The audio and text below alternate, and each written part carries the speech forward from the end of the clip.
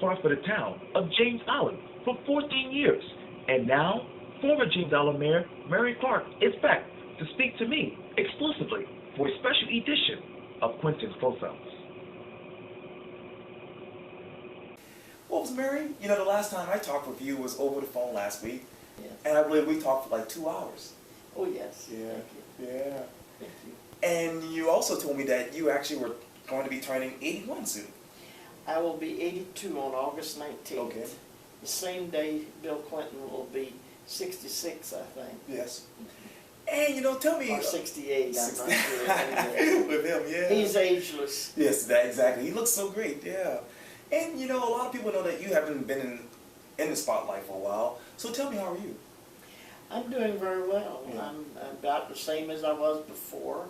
I push a wheelchair. That's right. I used to push a Dollar General cart Right. in the town hall, and I've walked with a crutch and a walking cane most of the time since I was fighting for the town. And when I would go to Columbia, I would walk up 5, 6 flights of steps because I didn't ride elevators, and I would carry my stick and my crutch in my hand.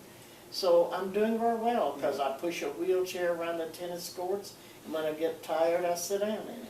And I heard too that you quit driving as well. Well, I did that back when Walter was so ill. I was so tired that every time I would go out because I never had a full night's sleep in 3.5 years. Wow. And when I would go out in public in the car, I would find that everybody was leaving me and I was sitting in traffic by myself. Wow. So I'm sure people blew horns. I'm sure, right, exactly. But after Walter died, I just let my license expire because I was not really in good health at that time. I was so worn out. And tell me, how are you right now? I'm doing well. I'm doing well. I feel better than I've felt in ages. Yeah. And talk to me about Walter and him dying. I mean, how much did that take a toll on you emotionally? Oh, well, it really the illness, because, you know, we were only together a year on our feet. And then Walter had a slight fall. He didn't even break a bone. But actually the lack of care for an old person, and he was then 84. Right. And the lack of care, it really had its toll on him. He got bed sores in the hospital, and they threatened me with elder care if I didn't get the stomach feeding tube to try to heal them. And they kicked you out of the nursing home. Got that, and then I went back to the rehab home, but there's very little rehab in there. In fact, when I said, "When are you going to do the rehab?" Right. Well, we put him in this wheelchair. That's rehab. Wow. And so then at the end, Walter's legs contracted so terribly that you couldn't even do personal care for him. You'd had to totally do him hand and this whole body you had to clean up. I had people that helped with him. Yeah. And let's continue to walk down memory lane because, as everyone knows, you were mayor of the James Island for 14 years. No, I was actually mayor of the 2nd and 3rd town, almost the whole 3rd town, and then I fought for the 14 years altogether, because the first 5 years it took us just to get that town put together. Right. And I did the maps and all of that, and was very familiar with it, everything. And you told me over the phone that you never met Mayor Joe Rowley. I've met him, I've seen him, I've gone to his council meetings that objected to the town annexing on James Island, and but I've never had a conversation one-on-one with him, ever.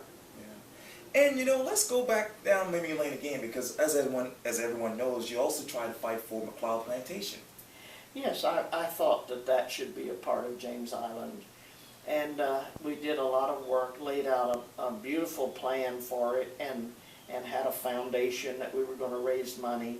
And I wanted to have it mean something to the people who had put it there and had worked on it. And they were able to get the slave graveyards preserved, but I wanted the little piece of it that was left cut into parts and have all of the heads of the old black families that were on the island to have a section and have them teach their young people how to farm on those sections.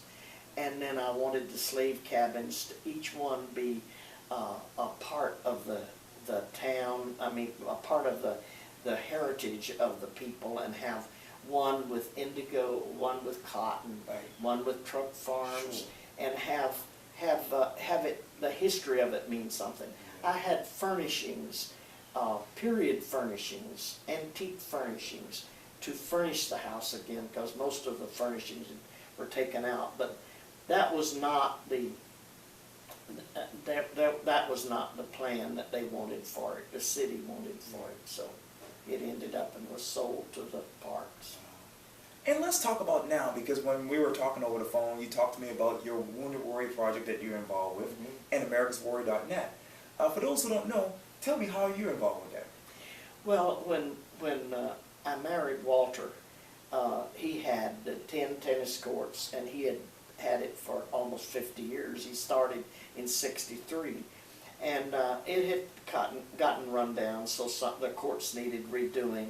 And of course, during the whole years Walter was ill, we couldn't do anything with it. And then after he passed on, I decided that to preserve it, as Walter wanted, that I would make a nonprofit out of it and make a Wounded Warrior program with wheelchair tennis. And I would go further and have the Wounded Warriors be able to come and enjoy it with their families at no cost. And I've been busy raising money toward that end. I've applied for grants, and then we're going to have an auction for the necktie party. Oh, yeah. And have celebrities send a Donald photograph and autograph a tie. And Donald Trump sent the first one, and Rudy Giuliani has signed one, and some other people. And we have also a program where we take old vets' ties when they pass on, and gently used, we have them cleaned, and we're going to auction all of these at a later date for money to fund the Wounded Warrior program. Well, quickly, describe to me the following one word. James Allen, in one word. Happiness. Kentucky. Guts. Yeah.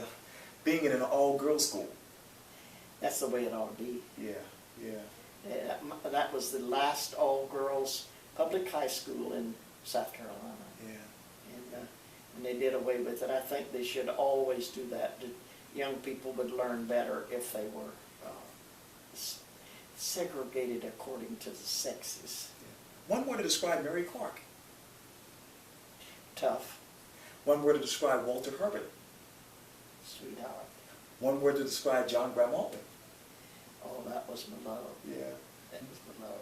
One word to describe your future. My future is happiness. Yeah. Nothing but happiness. Because I've always derived my happiness from doing for others. You have. And I'll do that, I guess, till the box gets me. You'll live a long time. You'll live a long time. Well, a birthday above ground is a good day. There you go. Any day above ground is a great day. Because you always find something wonderful to do. You always find someone that you can do something for. I have marvelous friends who care for me very much. They do. My sisters, there are 5 of us left, and I'm the eldest. And they all give me great respect and love. And my children, Yes. I thought children were supposed to hate you and try to hunt a nursing home to put you in. But mine like me. They love you. Yeah. You know, children are supposed to love you, but my children like me. They do. Yeah, they do. They do. And that's amazing, I think. It really is. It really is. Well, Mary Clark, it was so great talking to you. Thank you so much for coming. Anytime. It's been great Thank you. meeting you. And I wish you the very best of luck with your endeavors. Thank you. And, Thank you. and come out when I get the Wounded Warrior Oh, yes. things, the tennis courts painted. I invite you anytime to come out and look it over. And we're take, and maybe we'll put the feed bag on. Sure, there you go. Thank you so much. Thank you. Thank you.